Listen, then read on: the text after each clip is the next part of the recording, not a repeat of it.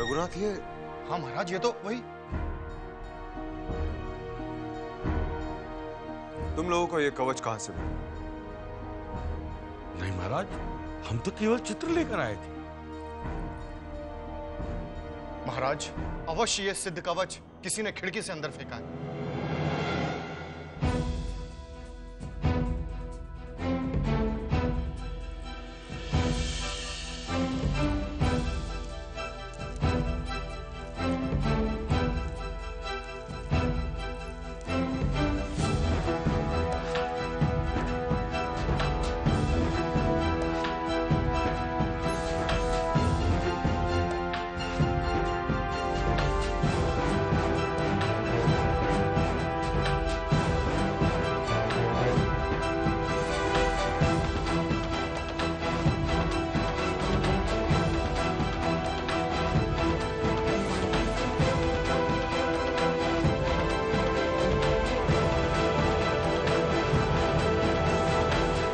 हे दुर्गा माँ, हमारा कवच हम तक पहुंचाकर हम पर उपकार करने वाले की झोली सदैव खुशी से भरी रहे।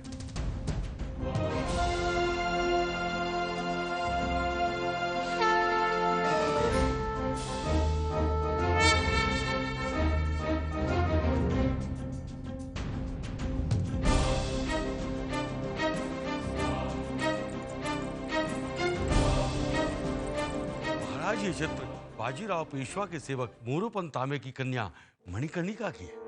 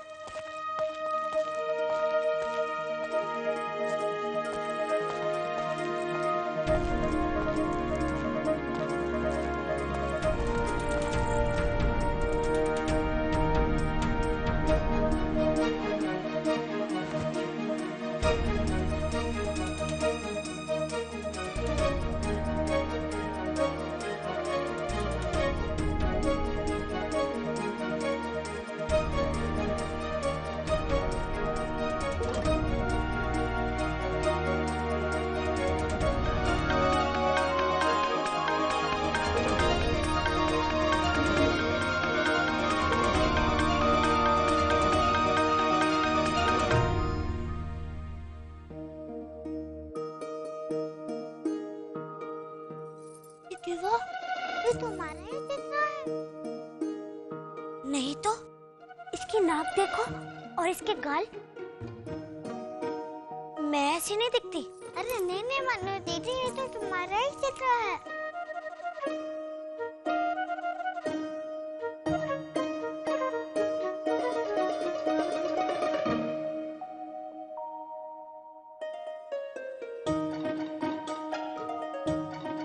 हाँ प्राची, तुम ठीक कह रही हो।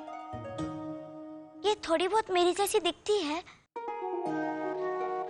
चलो प्राची, अंदर चल के देखते कि मेरा ही चित्र यहाँ क्यों आया। चलो।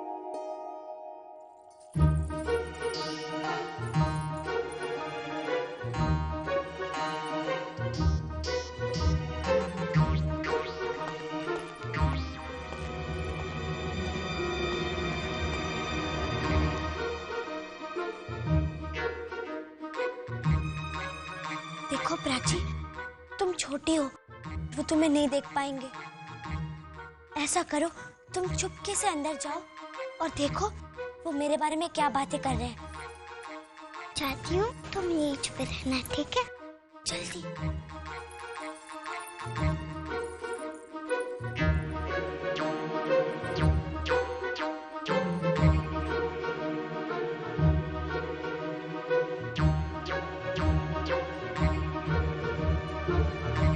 महाराज, विश्वास कीजिए, मणिकर्णिका एक अत्यंत दुष्प्राप्य कन्या है। देवा रे देवा, हमारी मन्नू को दुष्पाप करना बोल रहे हैं। महाराज, तात्या जी का आशय ये है कि ये कन्या बड़ी कठिनाई से प्राप्त हुई है।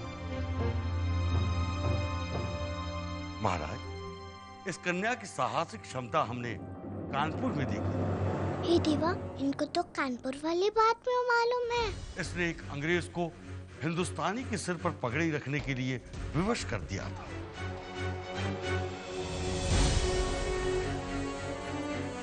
क्या कह रहे हैं आप? महाराज, ऐसी विलक्षण कन्या का झांसी में होना अत्यंत आवश्यक है।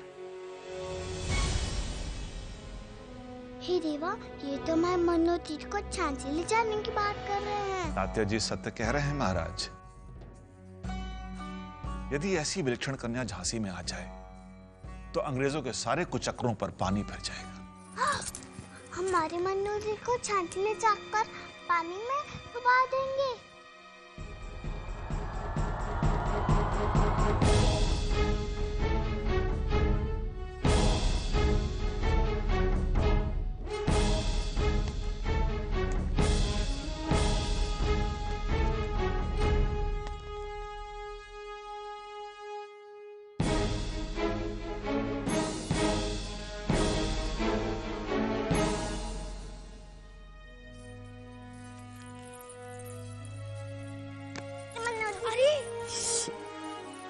धीरे से।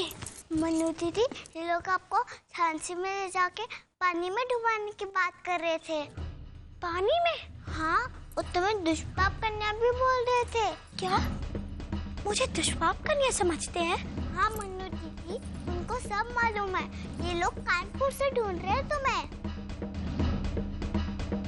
हमने इनका ऐसा क्या अपराध किया है? हमने तो इनका सिद्ध कवच वापस कर दिया। मन्नू दीदी, ये लोग फिरंगियों के तरफ से आए हैं तुम्हें पकड़ने। नहीं नहीं प्राची, ये जरूर हमें झांसी ले जाकर दासी बनाने की योजना लेकर आए हैं। चलो यहाँ से जल्दी निकल जाते हैं। महाराज, इस विलक्षण कन्या के कुंडली के सप्तम भाव में भाग, धन, आयु का स्वामी यौवना अवस्था में विराजमान है। और इसके अतिरिक्त महाराज, महत्व आपके विवाह का है। अंग्रेजों को पूर्ण विश्वास है कि आप विवाह नहीं करेंगे, और वो ये भी जानते हैं कि रंग करने व्यस्त होने के कारण आप गोद लेने में कोई रुचि नहीं रखते, और अपनी अपहरण नीति का नृशंस कानून का उपयोग कर हमारी झांसी को हड़प लें।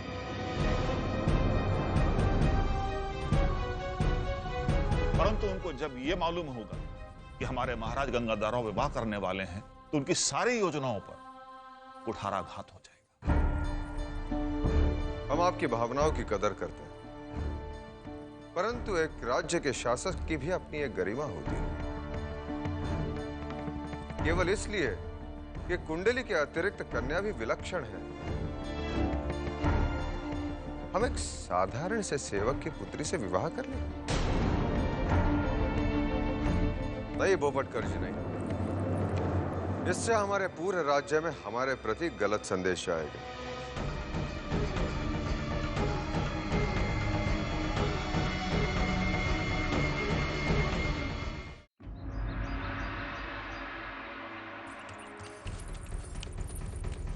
कहाँ थे तुम दोनों? आजी साहब, हमें सिद्धि कवच ढूंढ रहे थे। मिला? हाँ मिल गया आजी साहब। हाँ, धन्य देवा। लाओ तो मुझे। आजी साहब, हमने उन्हें वापस कर दिया। कब और कैसे? आजी साहब, हम चुपके से गए थे, फिर झांसी ने इसके कक्ष में फेंक दिया। अगर वो कवच फिर गुम हो गया तो? अरे नहीं नहीं आजी साहब, वो सिद्धि कवच उन्हें मिल भी गया। मिल गया? चलो, बहुत अच्छा हुआ। अब कोई बाधा नहीं आएगी। हमारी इंदु खुशी खुशी विदा होगी। मुझे तो पकड़ ले जाएंगे। क्या क्या कहा तूने? नहीं नहीं, कुछ नहीं आजी साहब, कुछ नहीं। तो इधर क्यों खड़ी हो? जाओ, इंदु तुम दोनों की प्रतीक्षा कर रही है। जाओ जाओ। चल शांता, आजा।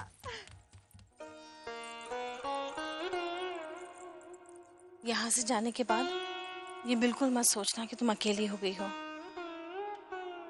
बस याद करना, और तुम्हारी माँ तुम्हारी आंखों के सामने होगी।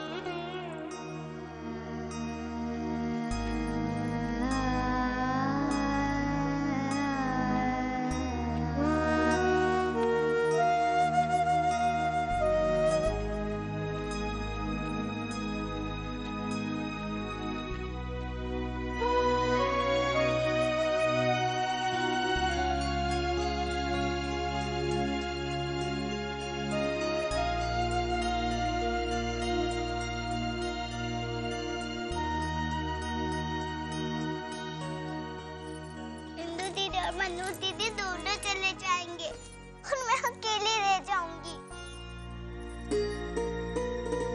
मनु कहाँ जा रही है? मनु कहीं नहीं जाएगी। उसकी जाने में अभी समय है और कोई कहीं नहीं जा रहा है। ये दोनों हमसे मिलने के लिए आएंगे। आओगी ना इंदु? जी आजी साहब।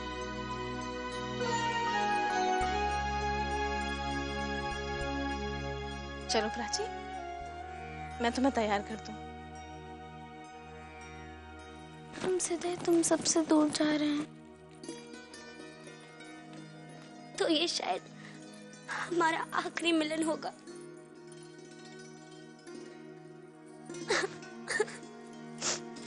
मत रो मनु, मत रो।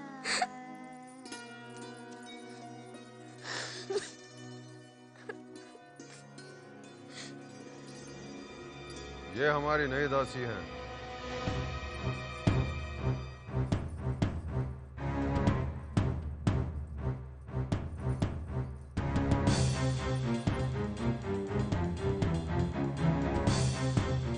इसे महल के कायदे कानून समझा दो।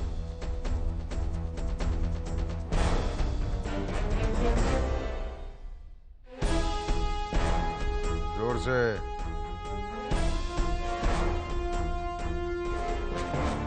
बस।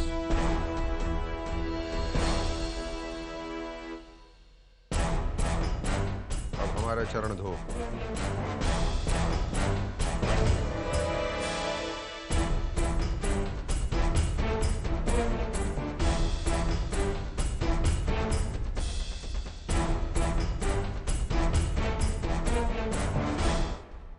यह झांसी की महारानी है।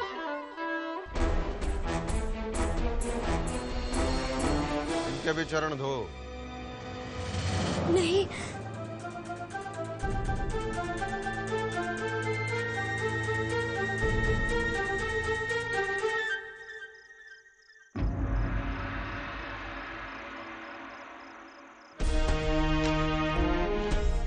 महाराज, बारात प्रस्थान के लिए तैयार है। आपकी प्रतीक्षा हो रही है।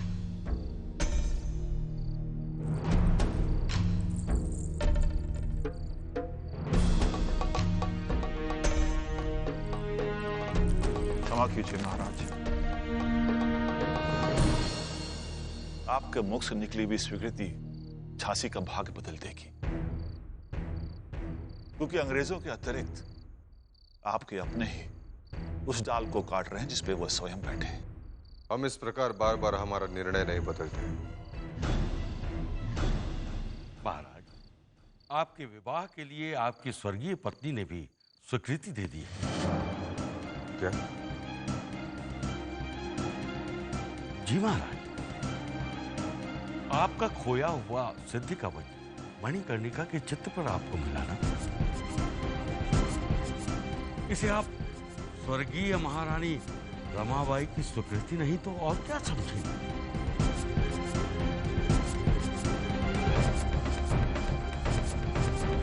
जी महाराज।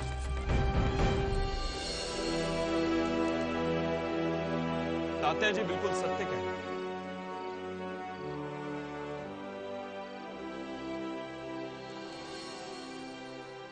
तात्या जी का एक एक शब्द माला में मणि के समान गुथा हुआ है। विवाह के लिए आपकी अनुमति बुंदेलखंड के उज्जवल भविष्य का द्योतक है। आप इस मित्र की बात मान लीजिए महाराज। शामक जी, आप भी? देखिए महाराज, अब कुछ मत कहिए। मैं स्वयं पेशवा महाराज से इस संबंध में बात करूंगा।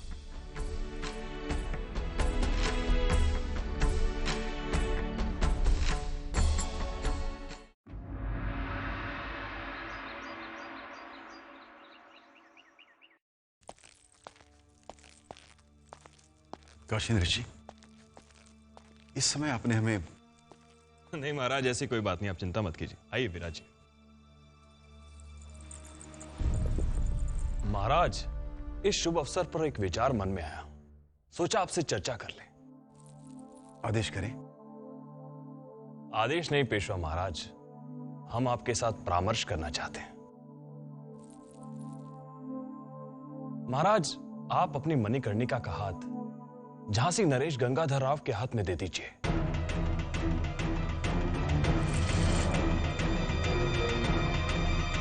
कहिए, कैसा विचार है?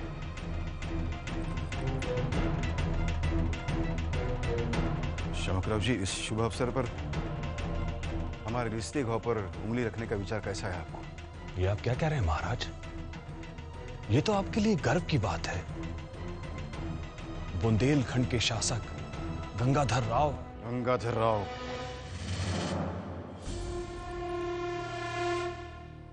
उनके पिता और स्वर्गीय भाई ने जो मेरे साथ किया है, संभवतः आप उससे परिचित नहीं हैं।